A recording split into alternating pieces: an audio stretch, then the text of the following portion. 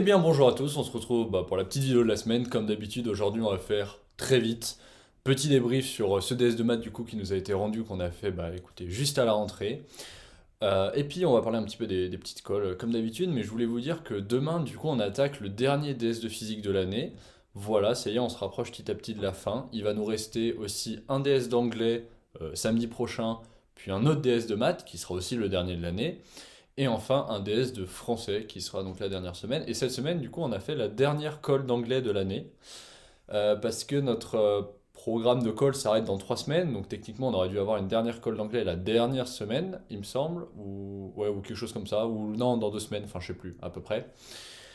Mais en gros, elle nous garde cette dernière colle pour avoir plus de simulations. Et entre les écrits et les oraux, pouvoir faire plus d'entraînement à l'anglais étant donné qu'on aura plus de temps et que elle considère que cette dernière colle ne sert pas à grand chose. Donc globalement, il nous reste 2 colles de physique, 3 colles de maths. Et après, la dernière semaine, parce que là, il nous reste un mois de cours, 4 semaines. Et la dernière semaine, on n'aura plus de colle. Donc on arrive petit à petit vers la fin. Et en plus, cette semaine, pour cette dernière colle d'anglais, je suis passé avec ma prof d'anglais.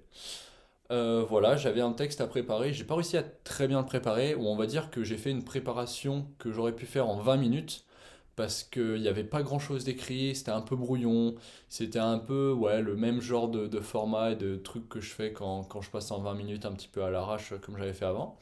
Et je m'en suis plutôt bien sorti, enfin d'après elle du coup, parce que moi, ma prestation, je me disais bon, ça mérite peut-être un 11, 12, 13 peut-être, voilà, et puis elle m'a mis 15 à ma grande surprise, donc je suis plutôt content parce que ça veut dire quand même que je m'améliore un petit peu.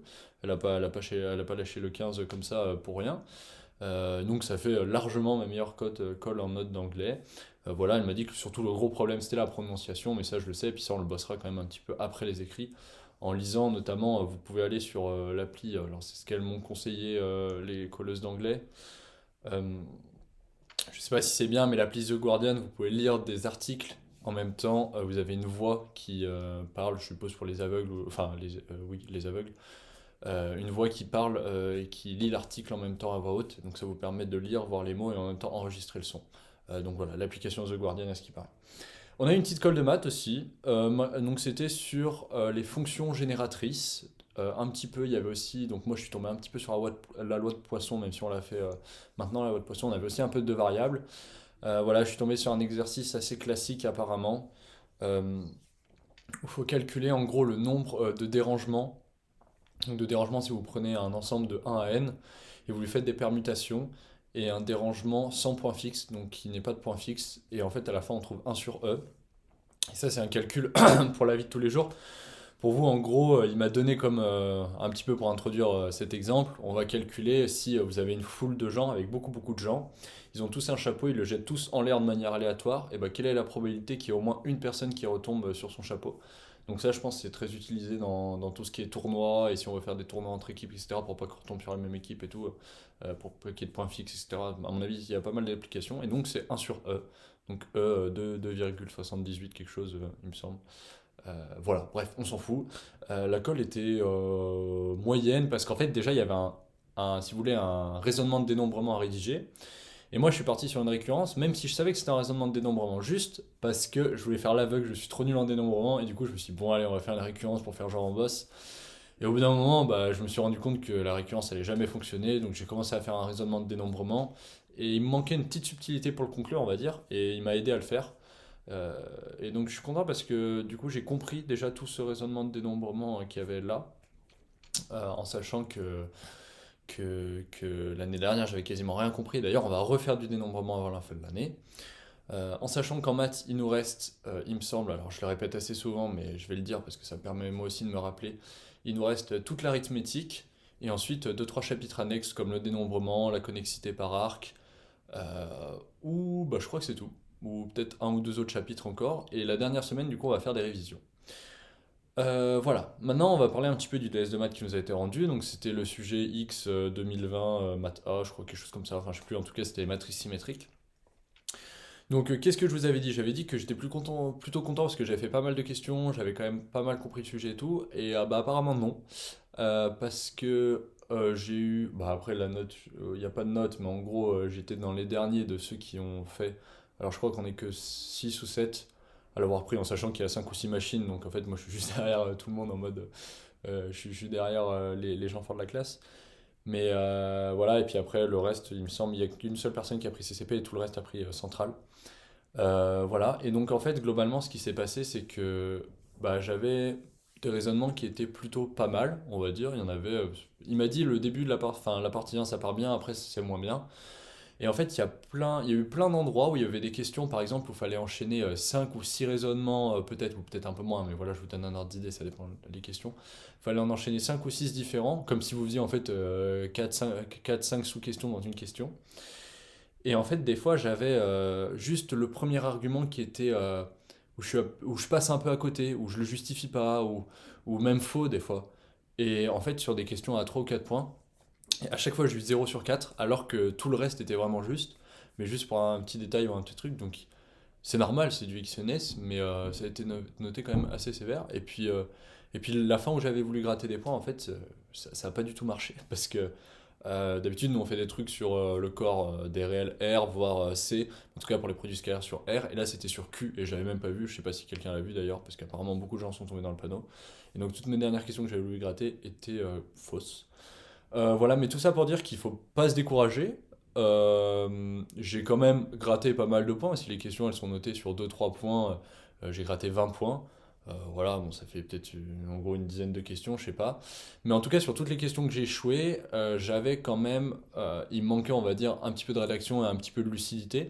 Mais c'était quand même pas mal, j'ai trouvé. En tout cas, voilà, ça montre que je me suis quand même pas mal amélioré.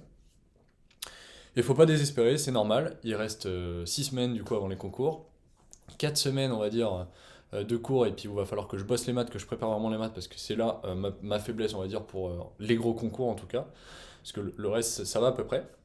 Enfin, on verra demain en physique, parce que je pense qu'il va y avoir un sujet XENS ou un sujet vraiment ardu.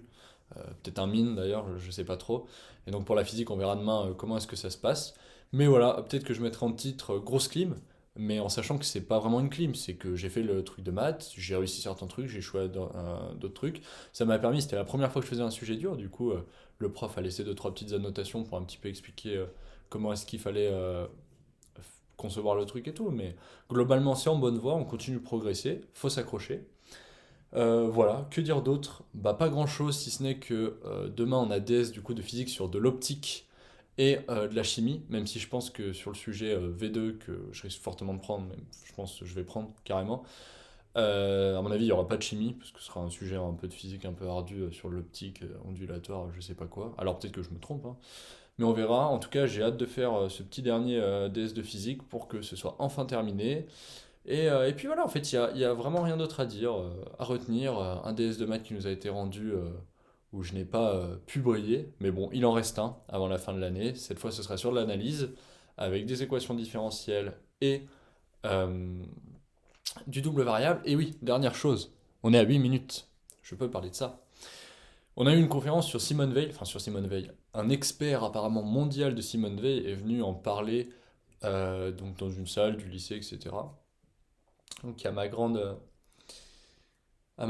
surprise, et on va dire, il y a certains qui ont dit que c'était pour les faillots, mais bon, ça à la limite on s'en fout. Mais je trouvais que c'était euh, hyper intéressant d'y aller, en tout cas parce qu'en fait, alors il y avait la conférence. En fait, voilà, je vais vous parler un petit peu de la conférence. La conférence, il y avait deux grandes parties. Il y avait la première partie où il expliquait, c'était un petit peu longuet, un petit peu, en plus c'était fin de journée, on était un peu fatigué, on comprenait pas tout, c'était un peu confus, c'était moyen. Ensuite il y a eu les questions, là ça a permis d'éclaircir deux trois points, c'était un petit peu plus intéressant, et puis ça nous a permis quand même d'avoir d'autres visions que ceux de nos profs. Et à la fin on est allé avec, enfin il y a eu deux trois personnes qui sont allées le voir et discuter, donc moi j'ai observé et puis j'ai discuté un peu avec eux, on était voilà une petite dizaine autour à discuter un petit peu après.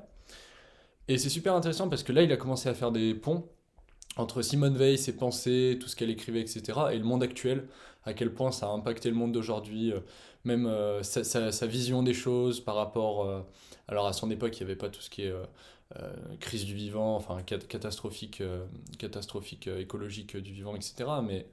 Mais disons que ça permet... Enfin, il transposait sa pensée à comment elle l'aurait vécu actuellement la situation.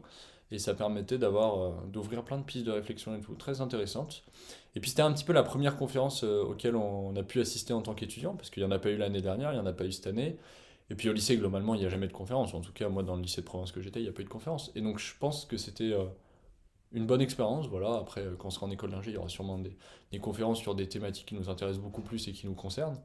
Mais en tout cas, c'était l'expérience à prendre. Et un petit peu déçu, ouais, que certains aient... Mais bon, tant mieux, comme ça, il y avait plus de place pour nous. Enfin voilà, sur ce, bah écoutez, on va se laisser, hein. Moi, il faut que j'aille réviser la physique un petit peu pour demain. Je fais la vidéo un petit peu en retard parce que, pas j'ai oublié, mais j'avais un petit peu la flemme de la faire. Mais sur ce, écoutez, bah, on se retrouve la semaine prochaine. Il y aura pas mal de choses à débriefer. Donc, je vous retiens pas plus et ciao.